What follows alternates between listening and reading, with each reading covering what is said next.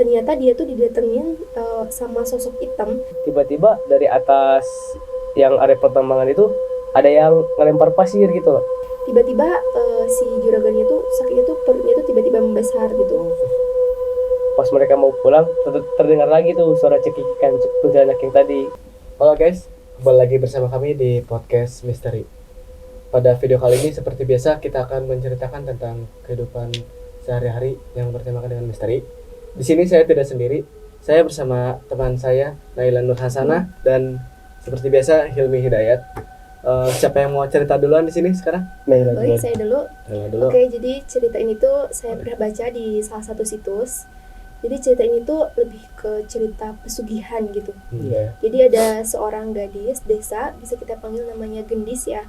Jadi si Gendis ini tuh tinggalnya tuh hanya bersama ayahnya dan kedua adiknya gitu. Karena 5 tahun yang lalu tuh ibunya meninggal. Dan pekerjaan sehari-hari ayahnya tuh hanya sebagai seorang petani. Dan keseharian si Gendis itu pun hanya membantu ayahnya gitu untuk memetik singkong, ubi kayak gitu, lalu dijual oleh kedua adiknya Ya, gitu. petani gitu lah ya. Ya, tapi si tanahnya tuh bukan milik mereka gitu. Jadi itu punya orang lagi gitu. Nah, di suatu hari ada seorang tetangganya yang nawarin pekerjaan ke si Gendis gitu. Ini ada pekerjaan gitu di salah satu perusahaan besar di kota. Kamu mau gak gitu, ditawarin lah.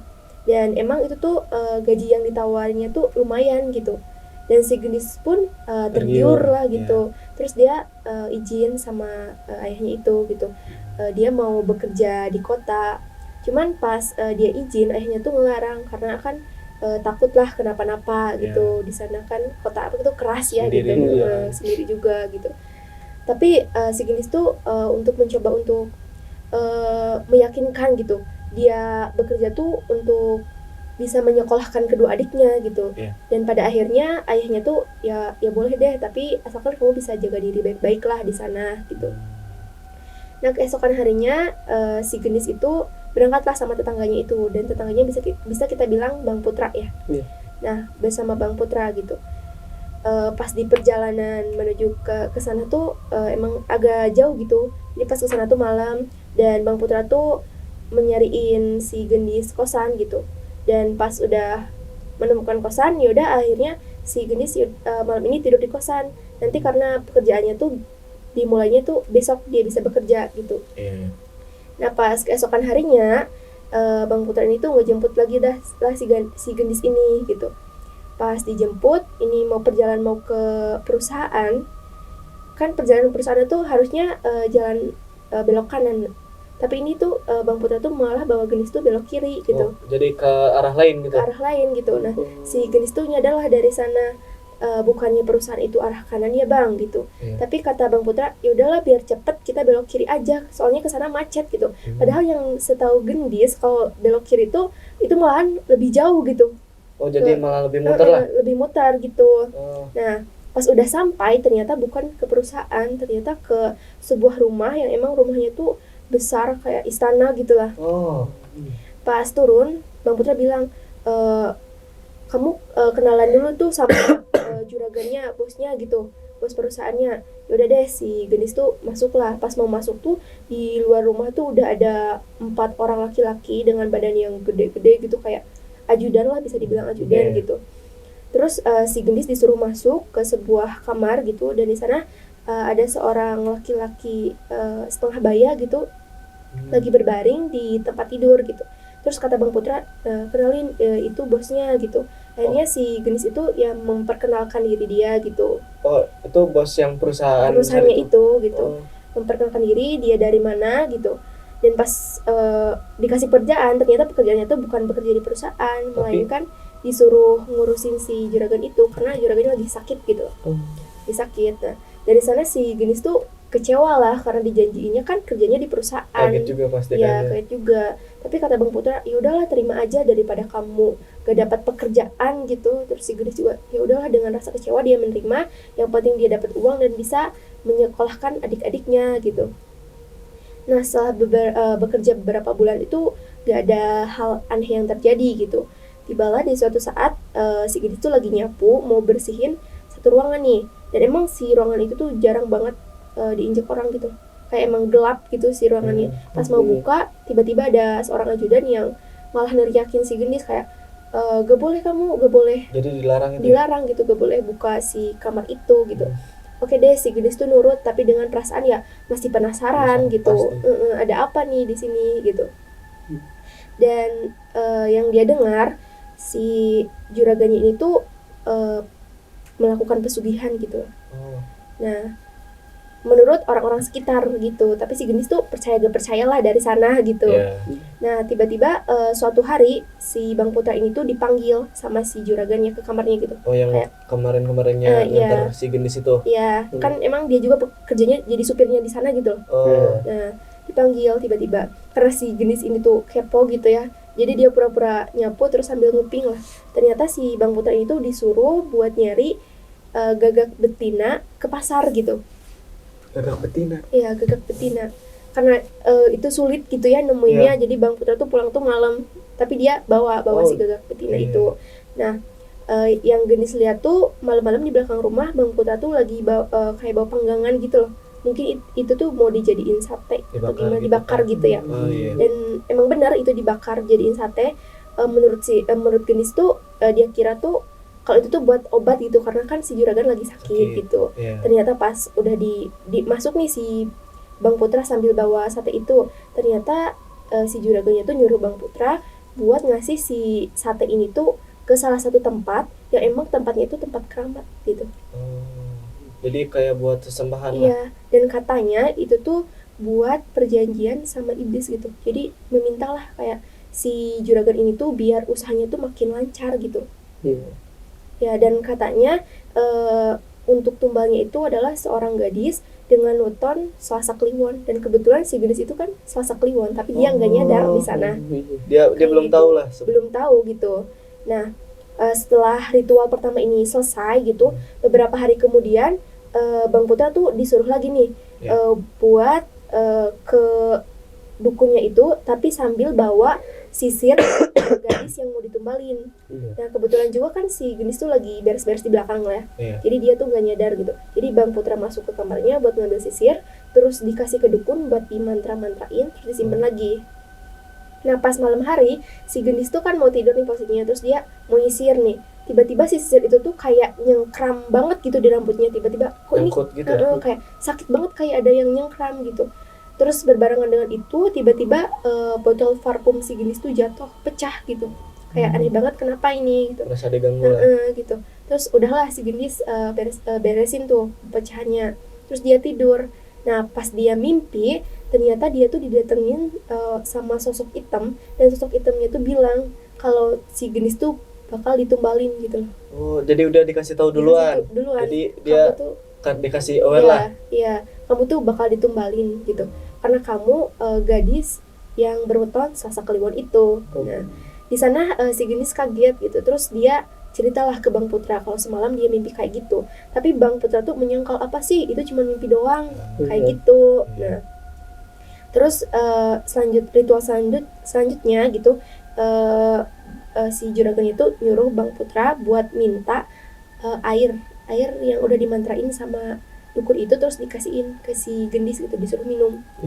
Nah tapi di sana tuh gendis kan udah tahu nih kalau sebenarnya dia tuh mau ditumbalin gitu. Jadi pas dia mau, tiba-tiba pas sore hari dia tuh lagi bersantai di luar rumah itu, terus tiba-tiba Bang Putra itu nyamperin sambil bawa makanan sama minum. Kayak aneh nih tumben gitu Bang Putra bawa kayak gini. Terus karena dia sudah tahu, dia nggak makan tapi dia ngasih ke salah satu asistennya gitu, asisten juragan ya gitu. Kayak ini Bang, aku udah kenyang nih, ini dikasih Bang Putra gitu. Nah si asisten ini tuh bilang ke Bang Putra, makasih ya Bang buat makanannya. Terus Bang Putra kaget lah pada saat aku tuh ngasih tuh ke gendis gitu. Lah ini salah sasaran nih. Nah dia juga takut dimarahin sama si juragannya karena gitu. salah sasaran itu. Tapi akhirnya dia bilang lah ke si juragannya kalau dia tuh gagal dalam rencana ini gitu. Hampir mau dipecat, tapi si juragannya nyuruh, ya udah deh kamu coba lagi dengan sisa air yang masih ada, yang masih tersisa. Terus dikasihin lagi nih ke si gendis si air sisaan itu dengan embel-embel si gajinya tuh bakalan ditaikin 2 kali lipat. Tapi si gendis tuh karena udah tahu, Jadi dia gak mau sampai Curiga dia juga kan ya? iya curiga juga, terus dia sampai dikunci di kamar mandi gitu karena dia gak mau. Nah setelah beberapa hari kemudian dia kayak berpikir aku kabur aja kali ya gitu. Pas percobaan pertama kali dia kabur itu tuh ketahuan dia mau kabur, terus dia dimarahin lah sama Bang Putra, dimarahin juga sama juragannya gitu. Tapi dia beralasan kalau ini tuh disuruh ayahnya pulang gitu. Iya. Terus selanjutnya karena dia belajar dari kesalahan gitu, dia menyusun strategi lah sekarang gitu. Kayak dia harus ngapain ya? Iya lebih matang lah pada gitu. Nah pas itu dia tuh ngambil kunci, kebetulan si security rumahnya tuh lagi lengah lah gitu. Dan singkat cerita dia tuh berhasil lah keluar dari rumah itu. Terus dia pesen tiket bus, terus dia ceritain lah segalanya ke ayahnya, dan ayahnya tuh bersyukur banget karena si gendis ini tuh masih bisa selamat gitu. Terus beberapa bulan kemudian Bang Putra tuh nelpon, katanya sekarang perusahaan juragannya tuh udah mulai beberapa yang bangkrut dari gara-gara karyawannya yang banyak yang korupsi, terus tiba-tiba kebakaran, dan terus anak-anak si juragannya tuh pada bertengkar gitu, tapi bertengkar dengan hal-hal sepele, dan emang kacau banget gitu situasinya. Dan si juragannya tuh sakitnya tuh makin parah gitu. Tiba-tiba si juragannya tuh sakitnya tuh perutnya tuh tiba-tiba membesar gitu. Apa itu karena akibat dari pesugihan itu kan? Ya mungkin karena dia gak dapet tumbal, mungkin dia yang jadi tumbal yang bisa jadi kayak gitu. Terus manggil dukun yang itunya kan, terus sama dukunnya tuh kayak dikasih mantra-mantra. Tapi pas dikasih mantra tuh si juragannya tuh makin kesakitan gitu, kayak kejang-kejang kayak gitu. Terus tiba-tiba si suasana tuh kayak gelap, terus kayak petir-petir kayak gitu. Nah tiba-tiba si juragannya tuh kayak ngeluarin cacing gitu loh dari mulutnya, kayak gitu. Karena emang udah gak kuat, akhirnya di hari itu juga si juragannya meninggal gitu. Karena akibat dari dia sendiri. Dia sendiri gitu. Dan semua perusahaannya hancur, dan anak-anaknya pun ya gitu gak akur. Jadi cerita singkat dari Naila ya. Cukup segitu juga. Tapi cerita itu juga bisa jadiin pelajaran ya buat kita semua. Jangan sampailah kita buat ikut-ikutan pesugihan, atau kita yang melakukan pesugihan, atau kita malah membantu yang pesugihan gitu juga ya. Jadi buat kalian jangan sampailah. Pokoknya cerita ini jadikan pengalaman buat kalian juga. Dari Hilmi gimana ceritanya? Ada sih. Nah, jadi cerita ini saya baca dari salah satu akun Instagram ya. Nah, jadi awal ceritanya itu pada suatu hari itu ada Pak, kita sebut namanya Pak Samsul ya. Pak Samsul ini pergi untuk mencari belut di sawah. Nah, dia ini izin dulu ke istrinya untuk mencari belut ke sawah. Setelah diizinkan, dia pergi ke rumah adiknya yang bernama Pak Koko untuk menemaninya saat mencari belut itu. Karena kan waktu itu malam juga ya, dan habis hujan, jadi sawah-sawah itu kalau habis hujan tuh kayak banjir gitu loh. Nah, berangkatlah mereka ke sawah. Setelah sampai di sawah, mereka itu membereskan barang-barang, dan mereka tuh hanya membawa kayak ember sama senter gitu loh, dan si Pak Samsul tuh bawa golok. Nah, setelah itu mereka langsung mencari, dan setelah beberapa jam mencari, mereka tuh gak kunjung nemu gitu belut satupun. Akhirnya Pak Samsul tuh memutuskan untuk pindah ke sawah yang dekat dengan area yang bekas pertambangan gitu. Jadi ada area pertambangan. Nah, di sampingnya itu ada itu sawah sama kuburan. Nah, ini sawah, area pertambangan, di sininya kuburan gitu loh. Jadi saling berdekatan. Iya, saling berdekatan. Nah, tapi si Pak Koko tuh kayak takut gitu loh. Takut terjadi apa-apa, dan diejek lah sama Pak Samsul. Kamu mah nakut gitu loh. Udah gak apa-apa, gak bakal terjadi apa-apa juga. Dan akhirnya ya udah deh, aku ikut aja. Nah, mereka pun pergi ke sana lah. Pas di perjalanan, pas di sawah itu mereka di perjalanan itu kayak hawanya kayak udah beda gitu loh. Pak Koko ini merasa hawanya udah beda. Nah, pas sampai di sawah mereka mencari, tak kunjung nemu juga tuh. Nah, pas Samsul nengok ke area pertambangan itu, dia tuh kayak ngeliat gitu itu belut bukan ya. Nah, karena malam juga kan. Iya, karena malam juga kelihatan. Kadang senternya juga kayak udah mulai redup gitu loh. Nah, akhirnya disamperin lah oleh Pak Samsul. Oh iya ternyata belut. Nah, karena ukurannya besar, Pak Samsul senang lah. Dapat 2 sekaligus besar pula. Nah, pas Pak Samsul mau ngambil si belut itu, tiba-tiba dari atas yang area pertambangan itu ada yang ngelempar pasir gitu loh. Tapi pas disorotin sama senter, gak ada siapa-siapa di situ. Nah, Pak Koko tanpa takut dong. Karena kan situ di sana gelap dan dekat kuburan juga. Nah, udah gak apa-apa mungkin itu mah yang terbawa angin gitu loh. Positive thinking. Iya, positive thinking Pak Samsul. Tapi pas yang kedua kali Pak Samsul mau ngambil belut, itu terjadi lagi tuh. Dan akhirnya Pak Samsul pun mulai ya rasa takutnya mulai itulah tumbuh sedikit dan langsung membunuh belut tersebut dan membawanya ke rumah. Nah, pas di perjalanan ke rumah itu gak ada terjadi hal apa-apa tuh, lancar-lancar aja. Nah, pas di persimpangan kan rumah Pak Samsul itu kayak terhalang persimpangan aja. Ini Pak Samsul, ini Pak Koko yang tadi tuh. Nah, di sana tuh mereka berhenti sejenak dan Pak Samsul memberikan si belut yang satunya ke Pak Koko.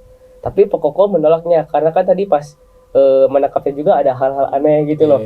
Dia takut terjadi apa-apa kalau mau makan itu. Kata Pak Samsul, ya udah kalau gak mau syukur aku bisa makan sendiri kenyang gitu loh sama keluarga. Beliau pun langsung pulang lah. Pas sampai rumah, Pak Samsul ini langsung pergi ke belakang ke dapur untuk membersihkan si belut tersebut. Pas lagi ngebersihkan belut tersebut, nah di belakang rumahnya itu tiba-tiba ada yang jalan, tapi gak apa sih sambil nyakar si rumah Pak Samsul. Jadi rumah Pak Samsul itu terbuat dari bilik-bilik gitu, kayak gubuk. Gubuk-gubuk. Iya. Nah setelah itu kayak ada suara jambu jatuh, tapi pas dilihat keluar gak ada gitu loh si jambu sama si orang itu tuh yang jalan tadi. Nah Pak Samsul balik lagi lah ke dalam rumah dan kembali ngebersihin si belut yang tadi. Nah setelah itu pas lagi ngebersihin juga kan lanjut tuh ngebersihin. Nah dari suara gentingnya itu kayak ada yang ngelemparin batu gitu ke genting. Nah Pak Samsul di sana kayak berpikir siapa ya malam-malam iseng begini. Kalau orang jalan sambil itu kan gak mungkin sambil nyakar kan. Nah, akhirnya dia pun buru-buru lah gegas untuk membersihkan belut tersebut dengan cepat. Setelah bersih, karena si Pak Samsul ini di rumahnya gak punya kulkas, jadi gak ada gitu buat nyimpen si belut. Karena kan kalau disimpan sampai besok mungkin bau ya. Karena itu Pak Samsul tuh dimasak semua kan? Iya, memutuskan untuk memasaknya hari itu, jam itu. Nah, pas lagi ngambil, tiba-tiba kayak ada di belakang rumahnya tadi kayak ada suara orang yang berjalan, tapi si kakinya itu kayak yang lagi ninjak apa kain basah. Jadi cerek gitu loh. Kayak berat air, tetesan air. Iya, tetesan air. Ya. Nah, Pak Samsul pun buru-buru lah membawa itu dan memutuskan untuk memasaknya di ruang tamu. Nah, pas lagi membawa si kompor dan si belut ke ruang tamu, tiba-tiba si istri Pak Samsul ini, kita sebut saja Munia ya, yang lagi tidur tuh tiba-tiba tertawa cekikikan gitu, kayak kuntilanak. Nah, kayak kuntilanak karena Pak Samsul panik tuh, dia akhirnya membangunkan si anak untuk membawanya ke rumah adiknya yang tadi. Nah, setelah itu dia kembali ke rumah dengan mengajak si adiknya. Pas sampai di rumah, pas buka pintu tuh si istrinya itu, si Bunia, yang tadinya tertawa sekarang malah menangis itu loh. Nah, pas disamperin, ditepuklah pundaknya sama Pak Samsul. Bu, kamu kenapa? Nah, pas si Bunia ngebalik, itu tuh tiba-tiba nyekik si Pak Samsul sampai Pak Samsul jatuh. Pas jatuh pula si Bunia langsung menindih si Pak Samsul sambil mencekik. Untungnya ada si Pak Koko yang memegang si itu, jadi mencekik si Bunia. Jadi mencekiknya itu tidak terlalu kencang lah. Ditarik lah ya. Masih ditarik lah. Karena ketakutan Pak Koko ini berteriak lah, tolong. Akhirnya tetangga pun mendengarnya dan berimbing-imbing ke rumahnya Pak Samsul. Karena si Bunia ini semakin beringas, ada salah satu warga yang memanggil Pak Ustadz lah, kita sebut saja Pak Soleh. Nah, si Pak Soleh ini datang dan akhirnya ditanyalah, kamu siapa, kenapa kemari, mencoba komunikasi lah ya dengan si sosok itu. Ternyata si sosok itu tuh kuntilanak yang tadi berada di tempat pertemangan yang tadi. Yang sebelumnya ngegangguin mereka tadi itu. Kenapa kamu mengganggu gitu loh? Karena sambil nunjuk si Pak Samsul, karena dia telah membunuh belut peliharaan saya gitu loh. Jadi dia nggak terima lah ya? Iya, dia nggak terima. Kata si Pak Samsul, kata si Pak Soleh ini, terus kamu mau apa? Saya mau nyawa belut itu dikembalikan. Kalau nggak dikembalikan, kalau nggak bisa gitu, saya minta nyawanya ditukar dengan nyawa Bunia atau enggak anaknya yang tadi di bawah. Nah, di situ anaknya Pak Samsul itu. Di situ Pak Ustadz marah dong. Dasar kamu setan musyrik gitu, jin gitu, setan biadab. Nah, kalau kamu gak mau pergi, ya udah saya akan bakar kamu gitu loh. Tapi dia tuh malah tertawa cekikikan kayak menantang si Pak Ustadz gitu loh. Merasa angkuh lah ya. Diajak pergi gak mau. Akhirnya Pak Ustadz pun membaca doa sambil memegang kepalanya si Bunia. Tangannya itu gini gitu, kayak lagi narik sesuatu loh dari itu Bunia, di kepala Bunia, dan akhirnya Bunia pun merintih kesakitan, dan akhirnya sosok itu pun berhasil lah dikeluarkan oleh Pak Ustadz. Nah, setelah itu si Pak Ustadz itu menyuruh si Pak Samsul untuk mengembalikan belut ke tempat pertambangan yang tadi. Nah, si Pak Samsul pun mengiyakan permintaan Pak Ustadz dan minta ditemani oleh Pak Koko dan Pak Ustadz yang tadi. Berangkatlah mereka ke sana. Sesampainya di sana, si Pak Samsul pun dan Ustadz itu membuang si belut tersebut ke tempat pertambangan yang tadi. Nah, pas mereka mau pulang, terdengar lagi tuh suara cekikikan kuntilanak yang tadi. Di tempat yang sama itu. Dan akhirnya mereka pun buru-buru pulang. Dan sesampainya di rumah, si Ibu Nia ini udah terkapar lemas gitu loh. Nah, akhirnya sudah sadar dan mereka pun mulai menjalani harinya seperti biasanya dan tidak ada gangguan lagi. Tapi si Ibu Nia ini setelah kejadian itu, dia tuh jatuh sakit, tapi sakitnya meskipun tidak terlalu parah lah, tapi lama sakitnya gitu loh. Karena gangguannya itu juga ada gangguan itu. Akhirnya Pak Samsul pun dia berani lah kalau misalkan ini mencari hewan-hewan belut seperti belut, tutut yang ada di sawah, itu izin dulu kalau malam-malam gitu. Berhati-hati lah ya. Udah sih sampai situ saja. Oke. Cerita dari Hilmi itu bisa juga kita jadikan pelajaran ya. Buat kita mencari nafkah memang halal. Kita membiayai keluarga juga untuk menghidupi itu emang patutlah ya buat kepala keluarga. Tapi kita juga harus lihat-lihat kondisi juga, berhati-hati di tempatnya, apakah ada yang punya kah atau tempatnya aman atau tidak. Jadi buat kalian yang ingin mencukupi keluarganya, mungkin kalian juga berhati-hati sama kayak kejadian yang gendis tadi juga. Sama-sama ingin mencukupi kebutuhan keluarga. Mereka ingin bekerja tetapi malah naas lah gitu ya. Bagi kalian juga kalau misalnya ada yang punya cerita yang mirip atau sama, atau mungkin bertemakan horor juga walaupun nggak sama kayak gini, silakan kalian tulis di kolom komentar ya, atau juga bisa DM di Aruna Media Official. Dan see you in next video. Goodbye.